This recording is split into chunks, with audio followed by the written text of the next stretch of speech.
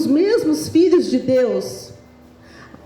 Paulo ali distante de Deus, agora Deus vai até ele, traz Paulo para pertinho dele, porque nós sabemos toda a história que Saulo, antes chamado como Saulo, açoitava o povo de Deus, levava às prisões os cristãos, estava ali para maltratar, açoitar, ou seja, bater, levar preso, até matar se fosse possível. Mas Deus teve um encontro, Deus marcou um encontro com Saulo. E veja bem, Saulo, ele não ficou ali orando, pedindo para Deus. A Bíblia não relata isso. Ah, Senhor, eu quero ter um encontro contigo. Ah, Senhor, transforma a minha vida. Não. Mas Deus, pela tua infinita misericórdia, num resplendor de luz, teve um encontro ali com Saulo. Saulo foi transformado. E agora, nessa leitura que nós vimos, Saulo sai pregando o evangelho do Senhor. Paulo, que antes era chamado de Saulo, Paulo passava pregando o teu evangelho, o evangelho de Jesus Cristo, por diversas cidades, diversas nações. Ele passava por Macedônia, por Atenas. Aqui ele já estava em outra cidade, onde nós lemos.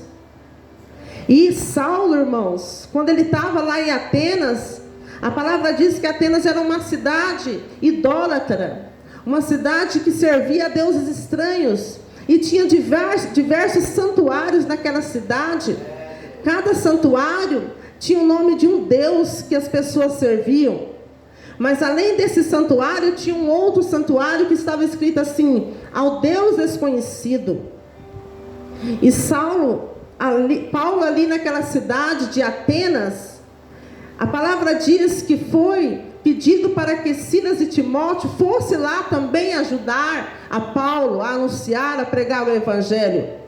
E Paulo, enquanto esperando Silas e Timóteo, ele começou a observar a cidade, começou a prestar atenção naquela cidade, ver como que era a atitude daqueles povos. E daí ele começou a ver que aquele povo era um povo idólatra.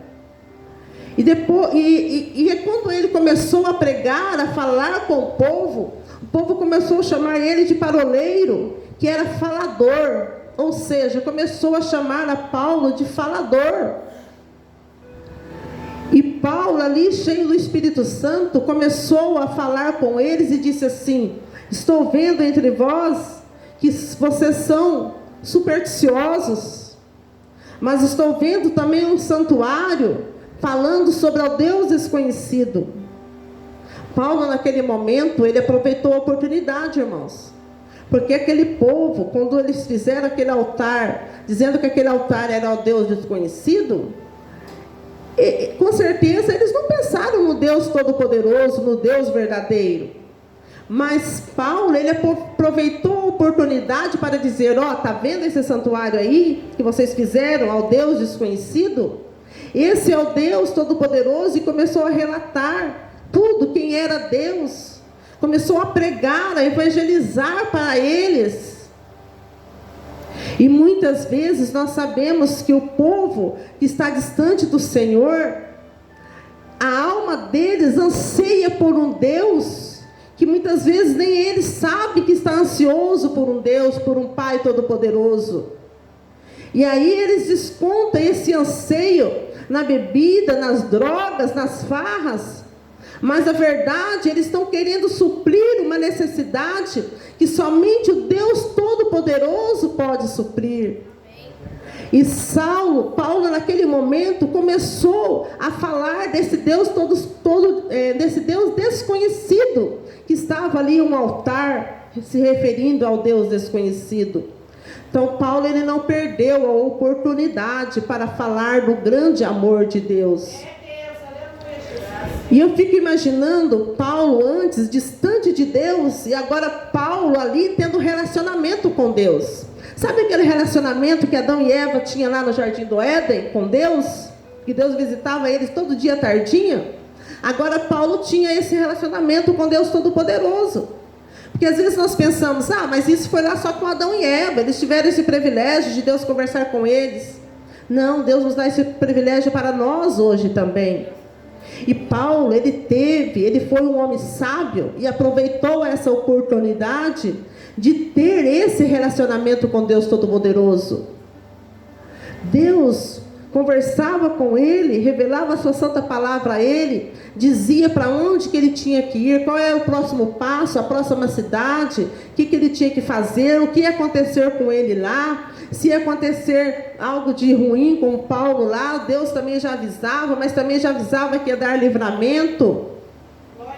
Então, por que Deus falava desse jeito com Paulo? Porque Paulo tinha intimidade com o Pai. Paulo tinha intimidade com o Pai. E muitas vezes, para nós termos essa intimidade com o Pai, nós temos mesmo, irmãos, que ter uma vida de oração, uma vida de leitura da palavra do Senhor. Não só apenas isso não, mas uma vida de santificação. O que é santificar? Santificar é procurar a fazer a vontade de Deus. Ah, eu errei hoje, mas amanhã isso que eu errei hoje eu não vou errar mais. Ah, Senhor, me perdoa. É procurar viver de acordo com a palavra do Senhor. Somos falhos? Sim, somos falhos. Mas nós temos que lutar para manter a santificação diante de Deus. Então não é ser santo e ponto final, não, é se santificar cada vez mais. Que os irmãos venham entender isso na presença do Senhor, aleluias, glória a Deus. E aí o Senhor vai começar a falar no meu, no seu coração. O Senhor vai revelar segredos ao nosso coração, segredos da tua palavra, segredo da tua vontade, daquilo que Ele quer para com nossas vidas. Qual é a missão que Ele tem com nós aqui nessa terra? Ele vai conversar com nós em sonhos, no nosso pensamento, na nossa vida. Nós não vamos nos sentir sozinhos, mas nós vamos ter um amigo morando dentro de nós, que é onde o Senhor Deus Todo-Poderoso quer morar, aleluia, graças a Deus. Irmãos, e isso nós só adquirimos através da oração, do jejum, da leitura da palavra, do contato com Deus, da vontade e da luta em nos santificar, em abandonar da nossa boca as palavras torpes, em abandonar das nossas bocas as murmurações, porque não adianta nada nós sabermos toda a palavra do Senhor, conhecer a leitura da palavra do Senhor, tudo que está escrito na Bíblia, conhecer os milagres que Jesus fez, conhecer essa palavra que nós estamos lendo e comentando aqui nesta noite.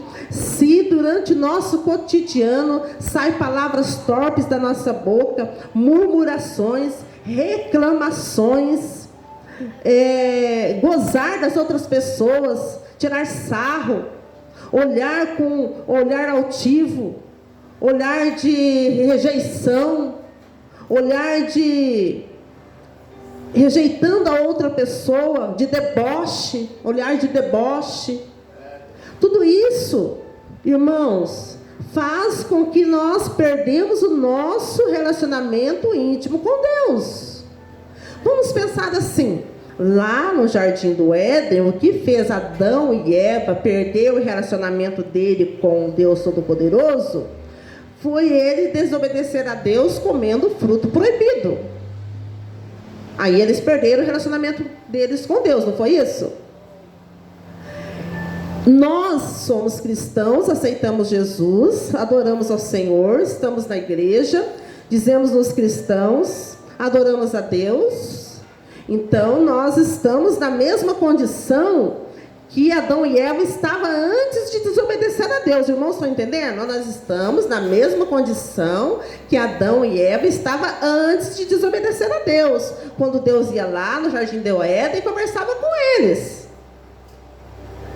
Agora nós temos que tomar cuidado para não cairmos em alguma tentação, para que o nosso relacionamento com Deus não pereça, para que nós não perdamos o nosso relacionamento com Deus. Os irmãos estão compreendendo, irmãos? Amém.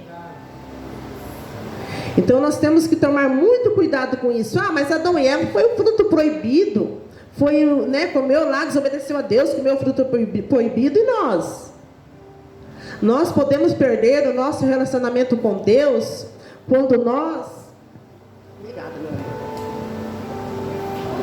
Nós podemos perder o nosso relacionamento com Deus quando saem palavras torpes da nossa boca, quando saem murmurações, reclamações, olhar de deboche,